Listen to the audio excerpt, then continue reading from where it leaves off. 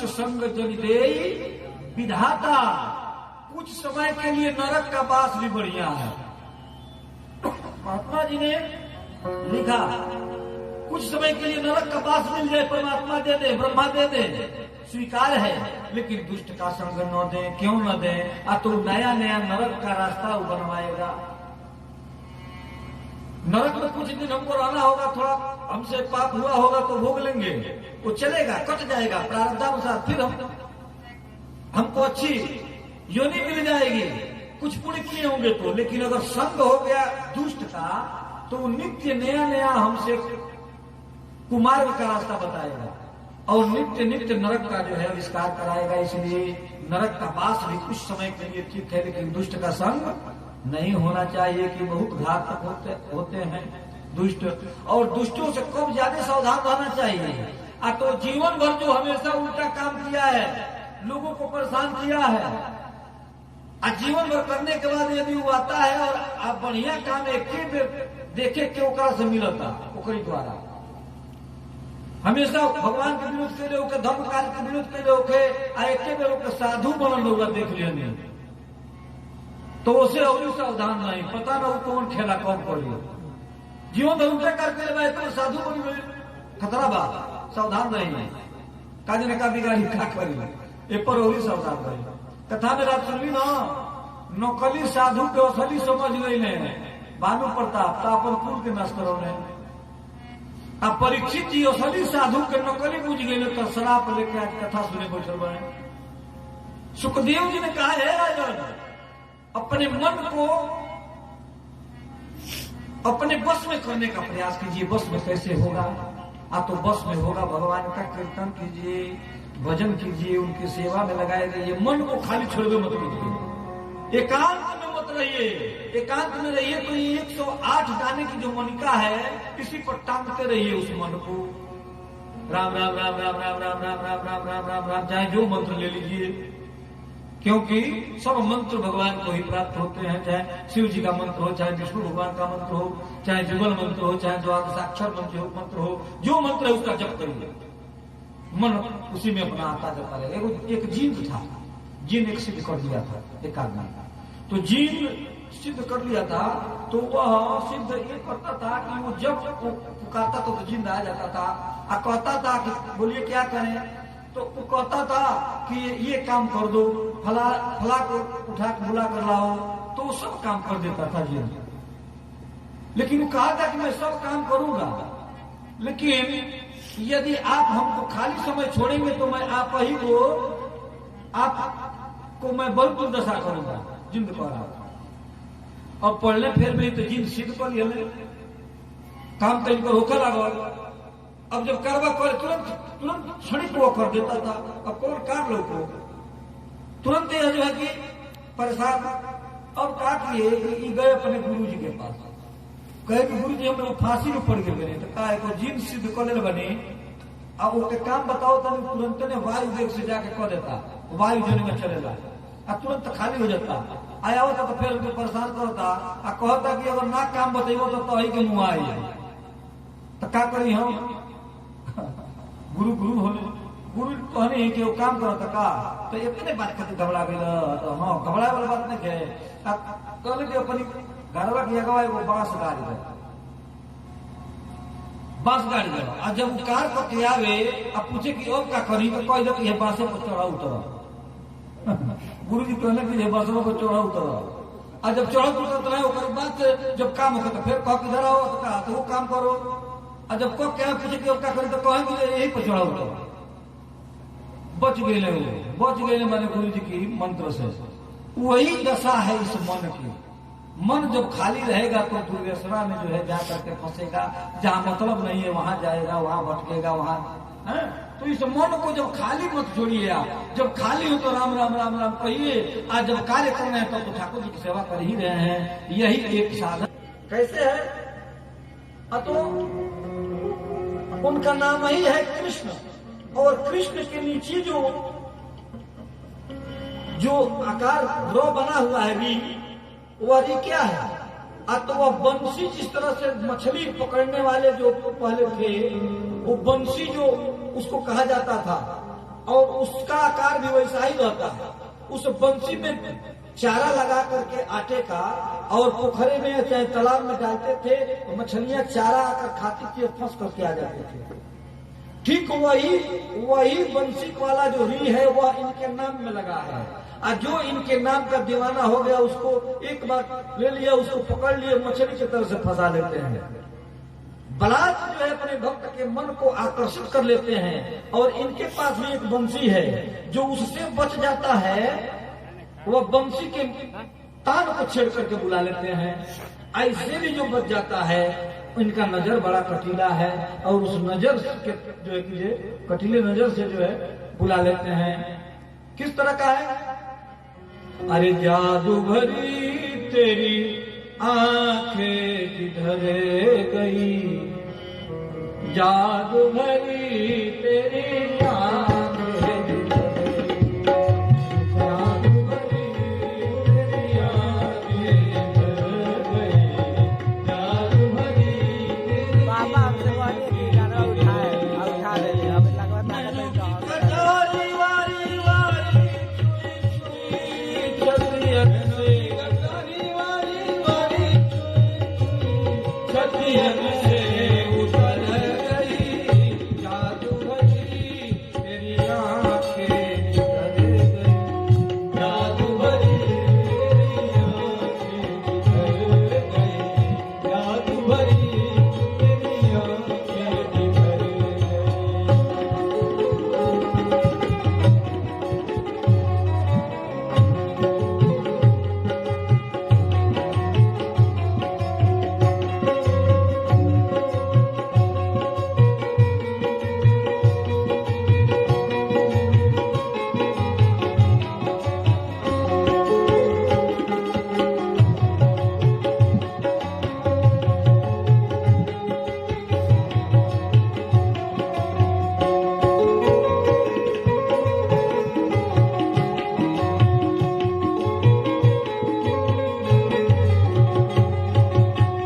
प्रेम की लड़ी अड़ी दिल दोनों की, बरस परी मोती सी बिखर गई, बरस परी मोती सी बिखर गई, प्रेम की लड़ी अड़ी दिल दोनों की, बरस परी मोती सी बिखर गई, बरस परी मोती सी बिखर गई, जादू भरी तेरी आंखें किधर गई, जादू भरी तेरी आंखें किधर गई, जादू भरी तेरी आंखें हो गई, जादू भरी तेरी आंखें किधर गई। नैनों की कटारी वारी वारी छुई छुई छतियन से उतर गई, नैनों की कटारी वारी वारी छुई छुई छतियन से उतर गई, जादू भरी तेरी आंखें किधर गई, जादू भरी तेरी आंखें किधर गई, जादू भरी तेरी आंखें किधर गई। उनकी ठाकुर जी की सारी व्यवस्था मधुर है। आप लोगों ने मधुराष्टक सुना होगा, और नहीं तो कथा में आगे सुनने को मिल जाएगा।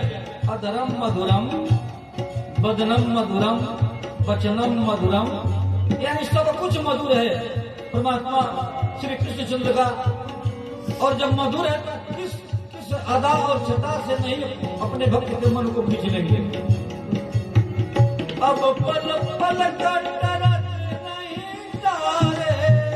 अब पल पल नहीं तारे, अब पल पल नहीं तारे, अब पल पल नहीं तारे, तीन जोरत जनो जान निकल गई, तीन जोरत जनो जान निकल गई, जादू भरी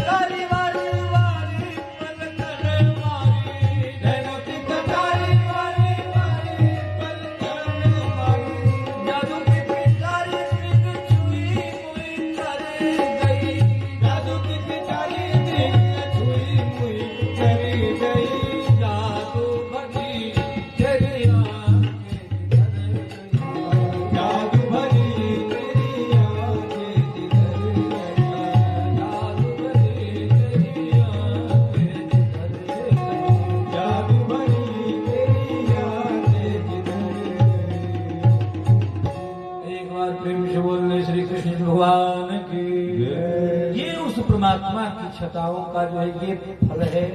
उनकी सारी अदाएं भक्त के मन को आकर्षित कर लेती है। हठात जबरदस्त नहीं भी इच्छा होगी किसी की तो वह छीन लेगा, लेकिन सबसे पहले उस परमात्मा के गुणानुवाद की चर्चा सुननी चाहिए अधिक से अधिक। श्रोतव्य कृतव्य से। सुखदेव जी ने कहा कि हे परीक्षित, उस ठाकुर जी की, उस परमात्मा की जिन्होंने पूरी सृष्टि की रचना जिन्होंने किया, बनाया, उनकी कथा को अधिक से अधिक सुननी चाहिए, उनकी कीर्तन करनी चाहिए और उसके बाद फिर कहनी चाहिए। पहले सुनिए, उसके बाद से आपस में कहिए।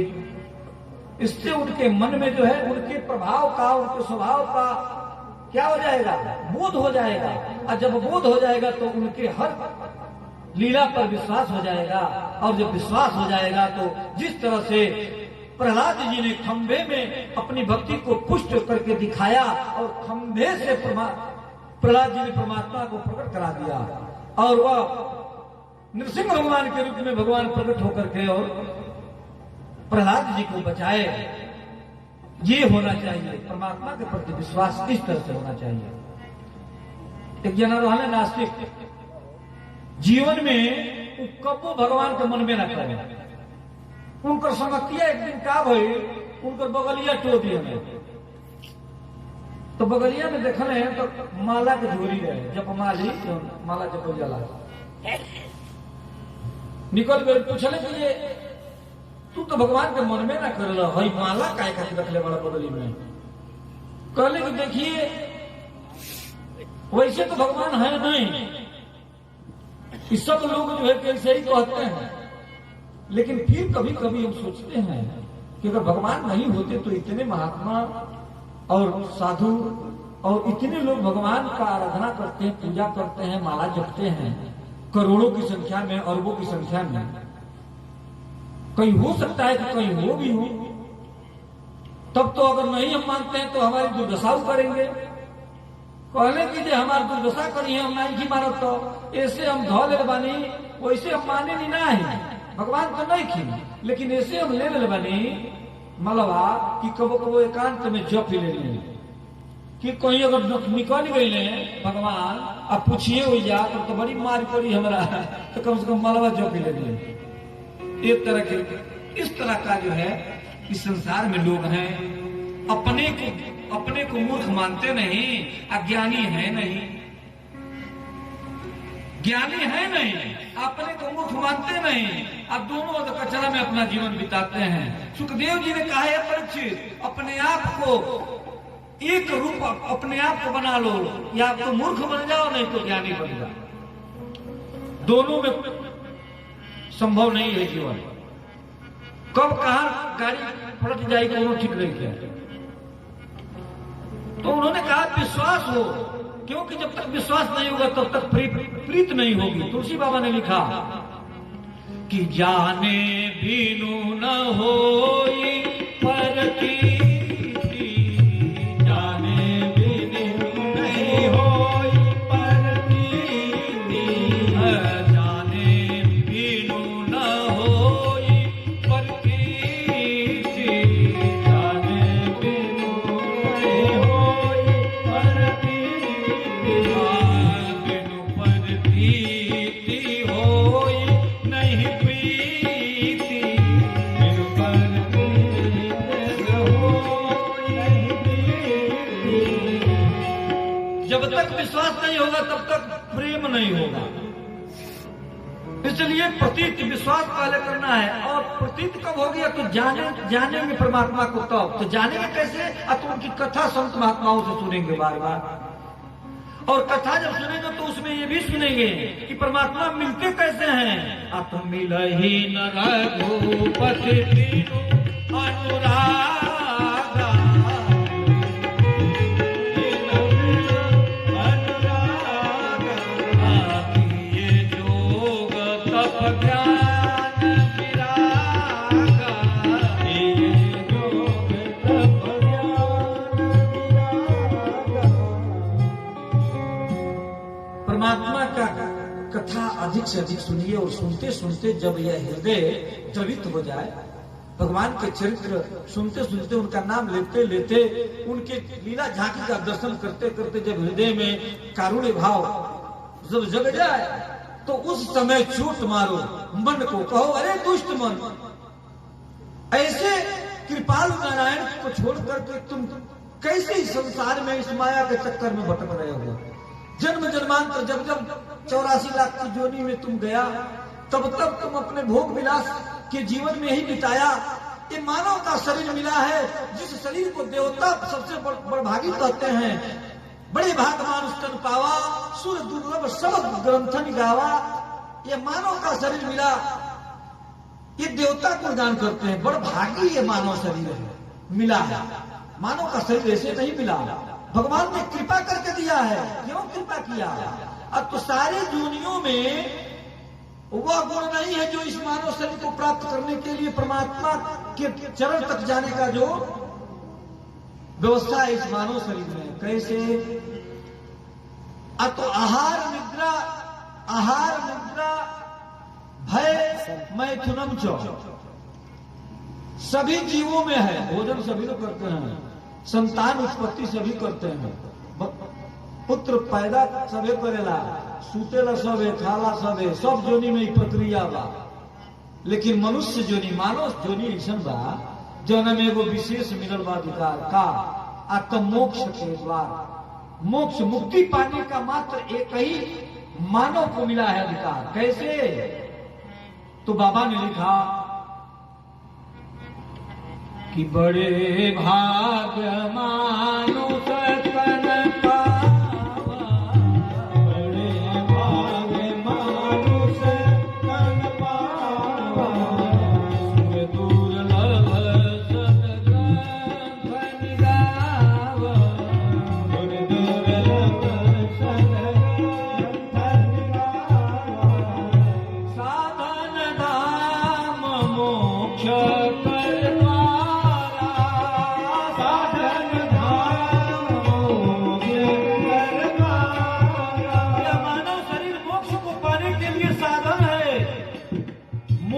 कोठरी में जो ताला लागल बा, वो तालावा के खोले वाला चाबी हो। कौन? मानव शरीर। आ चाबी हाथ में लग गई, आ चाबी लगला के बाद भी हम ताला मोक्ष वाला ना खोलनी तो मुक्ति मिले वाला नहीं के। फिर 84 जोनी में हमनी का भटक गए। तो एक या तो सबसे ऊपर वाला बना ली, या नहीं तो सबसे नीचे तो आई के बाद ये मानव शरीर के मिलवाता। इस मोक्ष प्राप्त करने का यह एकमात्र साधन है, इसी में प्राप्त किया जा सकता है। मोक्ष किसको कहते हैं? तो अपवर्ग उसको कहा जाता है। अपवर्ग क्या है? न पवर्ग अपवर्ग। जहां पवर्ग नहीं है, पवर्ग कहा जाता है। प फ ब भ म, 5 अक्षर प वर्ग में आता है। तो जहां प वर्ग न है वह अपवर्ग है। तो वर्ग कहां नहीं है? तो मोक्ष जब हो जाता है तो वहां वर्ग नहीं है। यहां हम लोग अनेकों वर्ग में बैठे हैं। स्त्री वर्ग, पुरुष वर्ग, बालक वृंद वर्ग, युवती वर्ग, वर्ग अलग अलग है। सबका वर्ग यहाँ जो है, कलाकार वर्ग, यहां पर भेद है अलग अलग पहचान का वर्ग का। लेकिन वहां पर जाने के बाद सारा वर्ग मिट जाता है, सभी एक हो जाते हैं। तो जहां पर कोई वर्ग न हो वह अपवर्ग है, और वह अपवर्ग क्या है? तो वही मुक्ति है। किस तरह से? वहां पर क्या क्या नहीं है? तो पो माने पतन। वहां पर पतन, वहां पर जाने के बाद जीव का पतन नहीं होता है। जो जीव मुक्त हो जाता है वह उसका पतन नहीं होता। और वहां पर फलासा, फल का आशा नहीं है।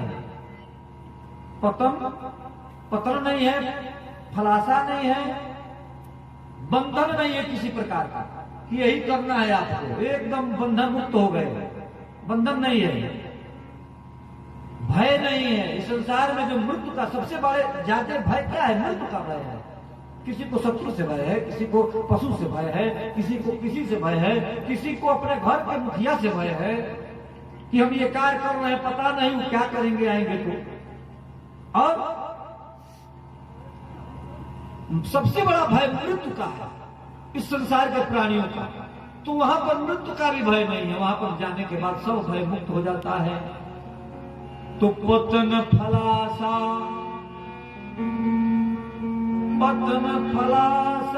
बंद भया, मृत्यु जहां पर नाही, अपो